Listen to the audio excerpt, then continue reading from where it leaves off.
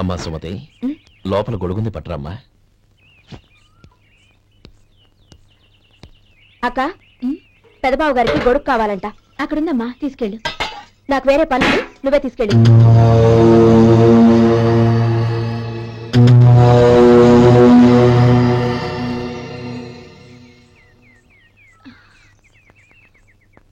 బావగారు, ఇదిగోండి గొడుగు.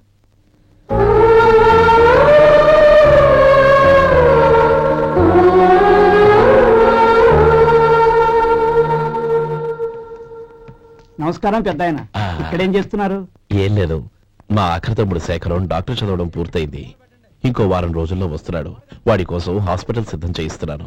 ఎంత మంచి మాట చెప్పారండి. పేద జనానికి సేవ చేయటానికి ఈ పల్లెటూరుకు వస్తున్నాడు అన్నమాట. అన్నకు తగ్గ తమ్ముడు. వస్తానండి. మంచిది.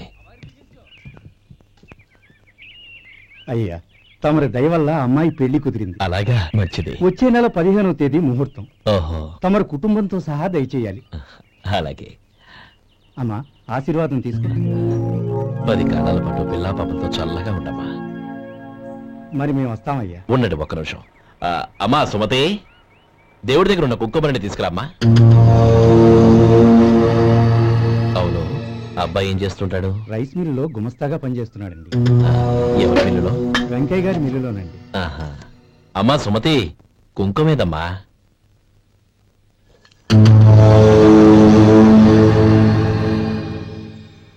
అన్నయ్య,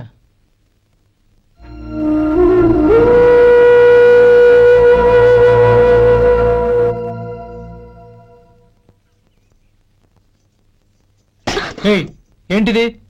వచ్చిన దగ్గర నుంచి చూస్తున్నాను. అన్న ఏం చెప్పినా పట్టించుకోవేంటి?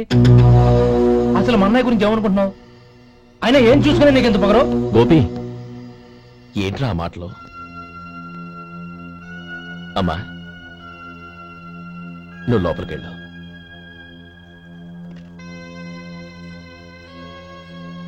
రే గోపి, కొత్త కదరా, ఎందుకలా కంగారు పెడతావు?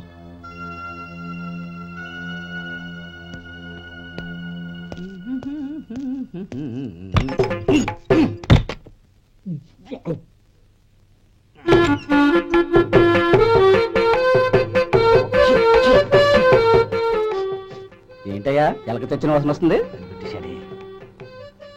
ఎక్కడా? ఇప్పుడే పోయింది.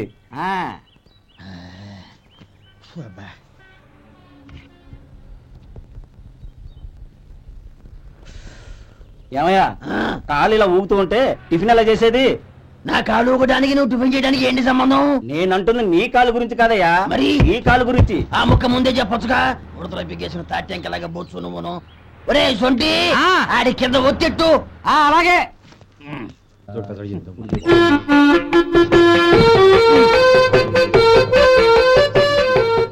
ఇప్పుడు ఓకే.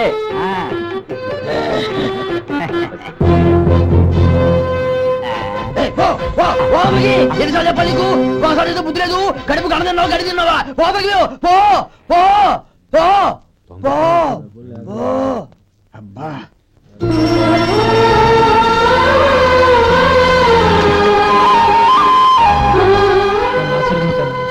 భగవంతుడు నిన్ను చల్లగా చూస్తాడు. ఏంట్రా విషయం? నాకు పోస్టింగ్ ఆర్డర్ వచ్చింది. అలాగా? మన ఊళ్ళోనూ నన్ను ఎస్ఐగా అపాయింట్ చేశారు. చాలా సంతోషంరా.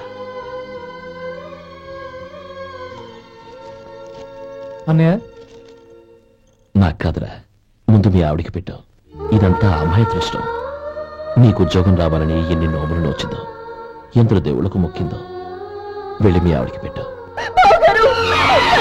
అరే, ఏంటమ్మా ఇది? బావగారు, నా మొహం చూస్తే ఎలాంటి పనైనా నాశనం అయిపోతుందని, నేను నష్ట జాతకురాలని మా నాన్న ఎప్పుడు అంటుండేవారు. అదే నా మనసులో నాటుకుపోయింది. ఆ రోజు మీరు కుంకుమ భరిని అడిగినప్పుడు శుభమా అంటూ పెళ్లి చేసుకోబోయే ఆ పిల్లకి నా చేతులతో కుంకుమిచ్చానంటే ఎక్కడ శుభం జరుగుతుందోనని భయపడ్డానండి. అందుకేనండి మీరు బయటకు వెళ్తూ గొడుగు అడిగినా ఇవ్వకపోవడం, ఎవరు రాకపోవడం. అంతేగాని నా బతుకులో వెలుగు నింపిన మిమ్మల్ని అవమానించేంత దుర్మార్గురాలి కాదండి.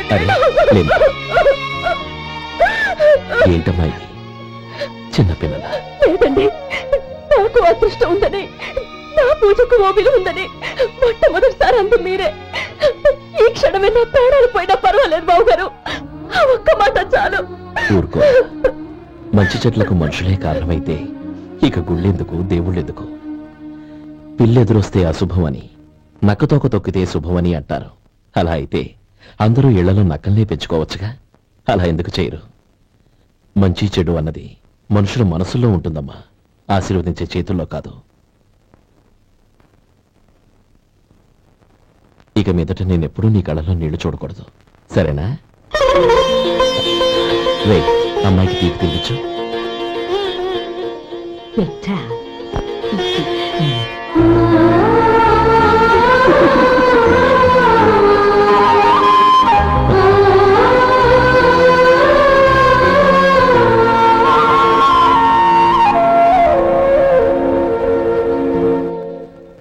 మధు, చిన్నప్పుడు నేను ఒక్కడనే కష్టపడుతున్నానని, నాకు సాయంగా ఉండాలని చదువు అవ్వలేదన్న వంకతో చదువు మానేశావు. ఇప్పుడు నీ తమ్ముళ్ళిద్దరూ అభివృద్ధిలోకి వచ్చారు. మరుదులిద్దరికీ మంచి ఉద్యోగాలు వచ్చాయి. తన భర్త మాత్రం అలాగే ఉన్నాడని నీ భార్య బాధపడదు. చూడు మధు, చదువుకున్నోళ్లే వృద్ధిలోకి రావాలని ఏమీ లేదు. కృషి పట్టుదల ఉంటే ఎవరైనా ఏదైనా సాధించొచ్చు. నీకు తెలివితేటలున్నాయి. నువ్వు తలుచుకుంటే కానిదంటూ ఏదీ లేదు. పైగా నీకు సాయిగా మేమందరం ఉన్నాం.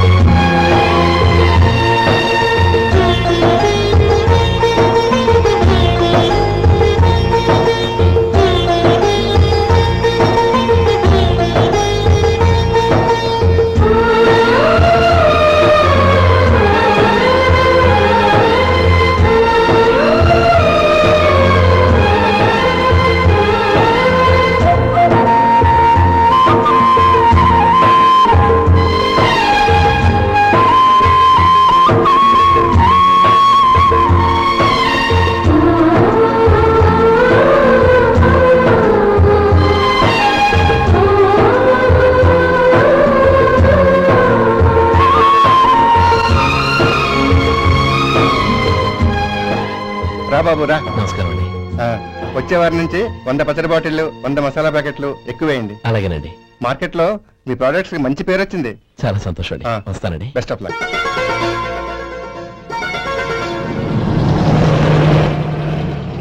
ఆ బాక్స్ లోపల పెట్టవా? అలాగే సార్. ఇక మీద మీ ఆర్డర్లు సగం వేయండి, సరిపోతుంది. అదేంటండి? మీ పచ్చళ్ళు అమ్ముడుపోక చాలా స్టాక్ అలాగే ఉండిపోయింది. ఇప్పుడు అందరూ రుచి పచ్చళ్ళు, రుచి మసాలానే అడుగుతున్నారు. మా నల్లుడి గురించి తక్కువగా అంచనా వేశారు కదా, ఇప్పుడేమంటారు? ఎలాగైతేనే అతను వృద్ధిలోకి వస్తే చాలు. వాడు బాగుంటే నాకు సంతోషమేగా. ఎవడ్రా వాడు? ఇన్నాళ్ళుగా వ్యాపారం చేస్తున్నాను, నిన్నగాక మొన్న వచ్చినోడు వాడు నాకు పోటీయా? వాణ్ణి పెరగనివ్వకూడదు. వాణ్ణి ఇక్కడికి రప్పించండి, నేను మాట్లాడతాను.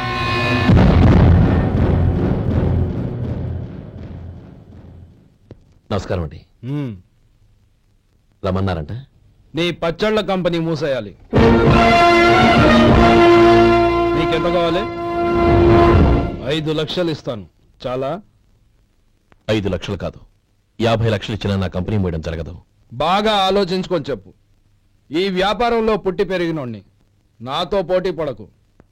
నా చేతి కింద 6,000 మంది పనిచేస్తున్నారు. ఆంధ్ర మొత్తం నాకు బ్రాంచులు ఉన్నాయి. నేనే మార్కెటింగ్ చేయలేకపోతున్నాను. ఆఫ్టర్ ఆల్ ఒక కుటీర పరిశ్రమలా పెట్టుకొని నువ్వెలా మార్కెటింగ్ చేయగలవు? 6,000 మంది వర్కర్స్ ని పెట్టుకుని ఆంధ్ర మొత్తం బ్రాంచీలున్న మీరే నా కంపెనీ చూసి భయపడుతున్నారంటే నా సరుకులో నాణ్యత ఉందనేగా. ఆ నాణ్యత ఉన్నంత వరకు నాకెవరూ పోటీ కాదు. ఈ ప్రపంచంలో నేను ఎక్కడైనా మార్కెట్ చేయగలను. వస్తాను.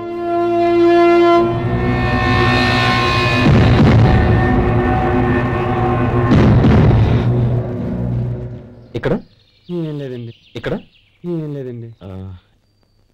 ఇప్పుడు ఊపిరి పీల్చి బిగ్బట్టు. నెమ్మదిగా వద్దు. ఓకే, లే. నెమ్మదిగా. ఇలా వచ్చి కూర్చో. ఏం లేదు, మామూలు కడుపు నొప్పే. ఈ టాబ్లెట్స్ 3 రోజులు వాడు. ఎలా వాడాలో ఇందులో రాశాను. Token number 29. ఏమన్నారయ్యా? టౌన్ డాక్టర్ భయపెట్టేశాడు, ఆపరేషన్ అది ఇదని. కానీ ఈ డాక్టర్ బాబు ఏమీ లేదని చెప్పాడు. అలాగా? ఈ బాబు 10 కాలాల పాటు చల్లగా ఉండాల.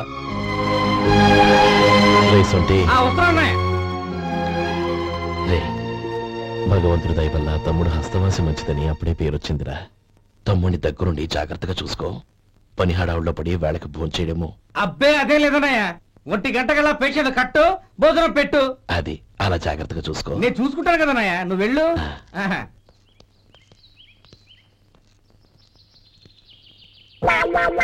అయ్యో, ఏంటయ్యా ఉంటున్నాడా ఈ దెబ్బలు? ఏదైనా యాక్సిడెంటా? అదేం కాదండి, మరి గోరు కొరికినందుకు ఎలక్ట్రిక్ స్తంభాన్ని కట్టేసి ఇలా రక్తం వచ్చేలా కొట్టారండి.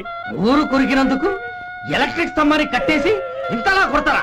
వాళ్ళతో మనుషులా రాక్షసులా? చాలా థ్యాంక్స్ అండి, కనీసం మీరైనా అర్థం చేసుకున్నారు. వాళ్ళు అర్థం చేసుకోలేదండి.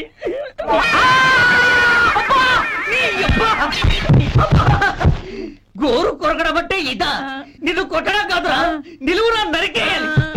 అబ్బా సెప్టిక్ అవుతుందో ఏమిటో. మన 2 ఊర్ల పొలిమేరలో ఉన్న ఈ మల్లికార్జున స్వామి వారి దేవాలయం జీర్ణదశలో ఉందన్న విషయం మీ అందరికీ తెలుసు. ఇన్నాళ్ళు మీ ఊరు వాళ్ళు పట్టించుకుంటారని మా ఊరి వాళ్ళు, మా ఊరి వాళ్ళు పట్టించుకుంటారని మీ ఊరి వాళ్ళు దీన్ని ఇలా వదిలేశారు. ఈ గుడి మీ ఊరికి ఎంత ముఖ్యమో మా ఊరికి అంతే ముఖ్యం. కాబట్టి మన ఇరు గ్రామ ప్రజలు కలిసి దాన్ని బాగు చేయించి కుంభాభిషేకం చేయించాలనే సదుద్దేశంతో ఒక కమిటీని ఏర్పాటు చేశాం. ఈ కమిటీలో 2 గ్రామాలకు సంబంధించిన ప్రముఖులు ఉన్నారు. కమిటీ ప్రెసిడెంట్ గా ఎవరిని ఎన్నుకోవాలనే విషయంలో శ్రీ గోపాలరావు గారి పేరు, శ్రీ లక్ష్మీపతి గారి పేరు పరిశీలనలోకి వచ్చాయి. అందువలన మేమందరం బాగా ఆలోచించి తర్జన భర్జనలు చేసిన మీదట శ్రీ గోపాలరావు గారే అన్ని విధాలా ప్రెసిడెంట్ పదవికి అర్హులని ఈ కమిటీ నిర్ణయించడం జరిగింది. అంచేత ఈ ఉభయ గ్రామ ప్రజలు శ్రీ గోపాలరావు గారికి ఉదారంగా విరాళాలు అందజేసి ఈ శుభకార్యాన్ని జయప్రదం చేయవలసిందిగా కోరుతున్నాం. ఏంటి ఇంకా రాలేదా? ఏంటయ్యా, టైం 10 అవుతోంది. బోర్డు మీద 10 గంటలను రాసింది. మీ డాక్టర్ ఇంకా రాలేదు. అసలు మీ డాక్టర్ కి టైం సెన్స్, పంక్చువాలిటీ ఏమైనా ఉన్నాయా? ఇంతకీ మీరెవరండి? నేను డాక్టర్ అమ్మని. ఓహో, మీరు డాక్టరేనా? డాక్టర్ అంటే డాక్టర్ని కాదయ్యా, డాక్టర్ని చేసుకోబోయేదానని అర్థం. అవును, నువ్వెవరు? నేను ఇక్కడ టోకెన్ ఇస్తూ ఉంటానులేండి. తప్పుకోవయ్యా. అవును, మీ డాక్టర్ కి ఎవరో అన్నయ్య ఉన్నాడంట కదా, ఎలాంటోడు? ఎలాంటోడంటే అదేనయ్యా, చాలా కోపిస్తుంది విన్నాను. ఎందుకని అడుగుతున్నారు? ఎందుకంటావేంటయ్యా? ఆ అన్నయ్య మాట వినగానే మీ డాక్టర్ గడగడా ఉణిగిపోతాడు. అసలు డాక్టర్ చదివే తమ్ముణ్ణి అలా భయపెట్టచ్చా? తప్పు కదా? తప్పేనండి. కాని కాని నాకు మీ డాక్టర్కి పెళ్ళవని ఆ అన్నయ్య సంగతి అప్పుడు చెప్తాను. ఏం చేస్తారండి? ఏం చేస్తానా, సంవత్సరం తిరగకుండానే కవల పిల్లల్ని కని వాళ్ళ అన్నయ్య చేతిలో పెడతాను. వాళ్ళకి 5 సంవత్సరాలు వచ్చేసరికి ఆయన్ని బాగా మొట్టికెళ్ళేస్తారు. అలా నా కసి తీర్చుకుంటాను. మీ డాక్టర్ ఎప్పుడు వస్తాడో ఏంటో. అది సర్లే కానీ నువ్వు పని చేయి. మీ డాక్టర్ రాగానే నేను వచ్చి వెళ్ళానని చెప్పు.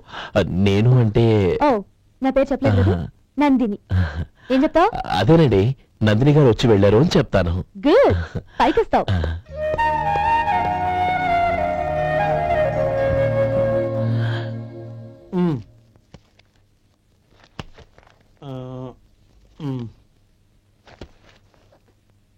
దీంతో మొత్తం 4,98,200 అయ్యాయి. పోతే నువ్వు ఇచ్చినంత ఇవ్వలేకపోయినా ఈ దైవకార్యానికి నా వంతు చందా 1800. దీంతో మొత్తం 5 లక్షలు పూర్తయ్యాయి. సరేరా, నేను ఈ డబ్బు తీసుకుని పట్నం వెళ్ళి బ్యాంక్ లో వేసి వస్తాను. అలాగే, నేను నీతో వద్దాం అనుకున్నాను రా, అనుకోకుండా సాయంత్రం ఇన్స్పెక్షన్ వచ్చింది. పర్వాలేదులే, వెళ్ళొస్తాను.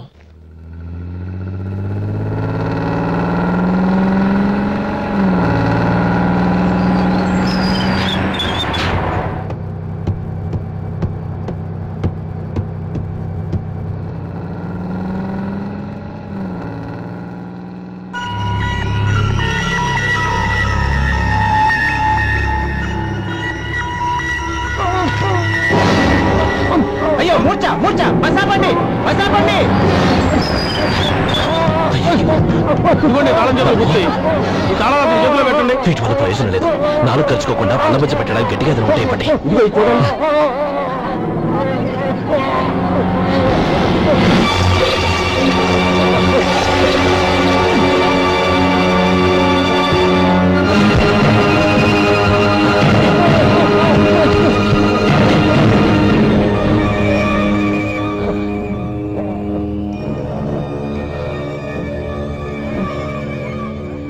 మీరు వెళ్ళి మీ సీట్లో కూర్చోండి, కొంచెం గాలాన్ని ఇవ్వండి.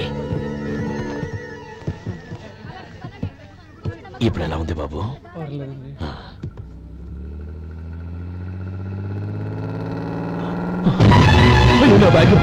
నా బ్యాగ్ ఎవరైనా చూసారా? అందులో 5 లక్షలు ఉన్నాయి. నా బ్యాగ్ వెంటనే బస్తాపండి. ఎవరిని కింద దిగవద్దు. అందరినీ చెక్ చేయండి. నా అంచనా తప్పు కాలేదు. వాడి మంచితనమే వాడిని దెబ్బకొట్టింది. మన వాళ్ళని పంపించి గుడి తాలూకు డబ్బు కొట్టేశాడని పోలీస్ కంప్లైంట్ ఇవ్వండి. ఇప్పుడు ఆ స్టేషన్ వైఎస్ఐ వాడి తమ్ముడే. వాడే వెళ్ళి వాడి అన్నయ్యని అరెస్ట్ చేసి వీధుల్లో నడిపించుకు తీసుకురావాలి. అది నేను కళ్ళారా చూడాలి, మనసారా సంతోషించాలి. అయ్యా గోపాలం గారు, గోపాలం గారు, మీరు దేవస్థానం సొమ్ము దొంగిలించారని ఎవరో పోలీస్ కంప్లైంట్ ఇచ్చారంట. మిమ్మల్ని అరెస్ట్ చేయడానికి మీ తమ్ముడు గారు వస్తున్నారు.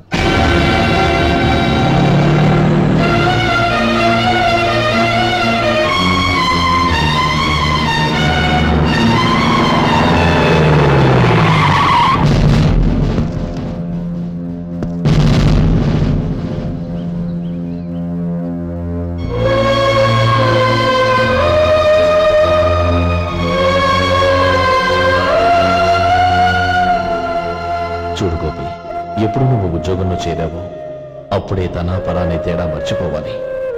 నేరం చేసిన వాడు నీ తమ్ముడైనా అన్నైనా సరే శిక్షించాల్సిన బాధ్యత నీది. అదే నువ్వు నీ ఉద్యోగానికి ఇచ్చే గౌరవం.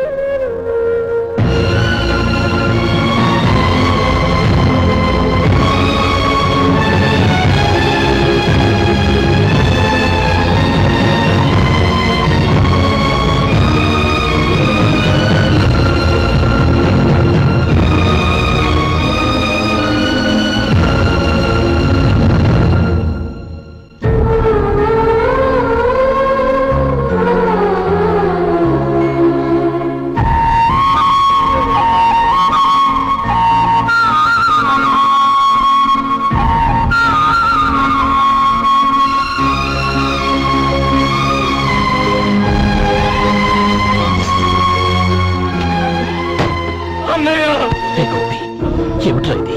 నన్ను క్షమించన్నయ్య. నేను కోరి ఉద్యోగుల చేతులు మాట్లాడుతున్నా, కానీ ఇలాంటి పరిస్థితి ఎదురవుతుంది అనుకోలేదు. నా ఒంట్లో ప్రతి రక్త పట్టు నీ భిక్షానన్నయ్య. నిన్ను అవమానపరిచి ఉద్యోగం నిలబెట్టుకునే బదులు నా ప్రాణాలను వదులుకుంటారు, కానీ ఈ పని మాత్రం చేయలేనన్నయ్య.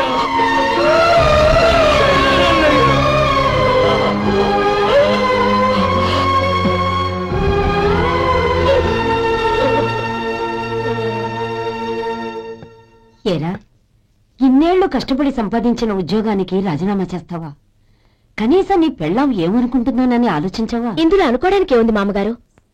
ఎండనక వాననక కష్టపడి ఓ తండ్రి కంటే ఎక్కువగా ఇన్ని పెంచి పెద్ద చేశారు బావగారు. అలాంటి దేవుణ్ణి అరెస్ట్ చేసే ఆ ఉద్యోగం ఈయనకు అవసరం లేదు. బాగుంది. అన్నకు తగ్గ తమ్ముడు, తమ్ముడికి తగ్గ పెళ్ళాం. సరే, మీ ఇష్టం. నానమ్మ, అన్నయ్యడి. నమస్కారం అండి. ఓ నువ్వా? రా కూర్చో. పర్వాలేదండి. ఏంటి ఇలా వచ్చావు? ఆ రోజు నా కంపెనీని మూసేయమన్నారు. ఇప్పుడు నేను మూసేయడానికి సిద్ధంగా ఉన్నాను. దానికి ప్రతిఫలంగా నాకు 5 లక్షలు కావాలి. అలాగే, నీకు కావలసిన 5 లక్షలు నేను ఇస్తాను. చాలా థ్యాంక్స్ అండి. కానీ మీరు మీ కంపెనీని మూసేయక్కర్లేదు. సార్? అవును మిస్టర్ మధు, మీ అన్నగారికి జరిగిన అన్యాయం గురించి తెలుసుకున్నాను. మీ కుటుంబం గురించి కూడా విన్నాను. సహజంగా అందరూ ఐకమత్యానికి ఉదాహరణ రామలక్ష్మణులు అంటారు. కానీ ఆ రామలక్ష్మణులు ఎలా ఉంటారనేది పుస్తకాల్లో చదవడం తప్ప ఎవ్వరూ చూడలేదు. మీ అన్నదమ్ములను చూస్తే ఆ రామలక్ష్మణులు ఇలాగే ఉండేవారేమో అనిపిస్తుంది. అలాంటి కుటుంబానికి ఇలాంటి ఇబ్బంది రావడం నిజంగా దురదృష్టం.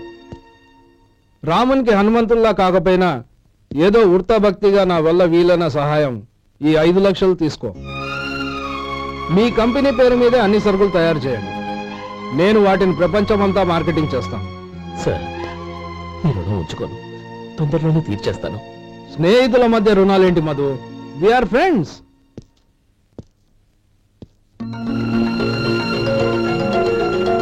ఏంటో అక్కడ ఆగిపోయావు రా. నువ్వు మీ అన్నయ్యని అరెస్ట్ చేయడానికి అట్టెళ్ళావు, ఆయన లొంగిపోవడానికి ఇటు వచ్చారు. అవును, యూనిఫామ్ చేత్తో పట్టుకొచ్చావేంటి? సార్ నేను రే, ఈ మాత్రం దానికే బెదిరిపోయి ఉద్యోగం వదులుకుంటావా? నువ్వు ఇలాంటివి ఎన్నో సమర్థవంతంగా ఎదుర్కోవాలి. నిన్ను నేను ఎస్పీగా చూడాలి. అది కాదన్నయ్య. ఇంకేం మాట్లాడకు.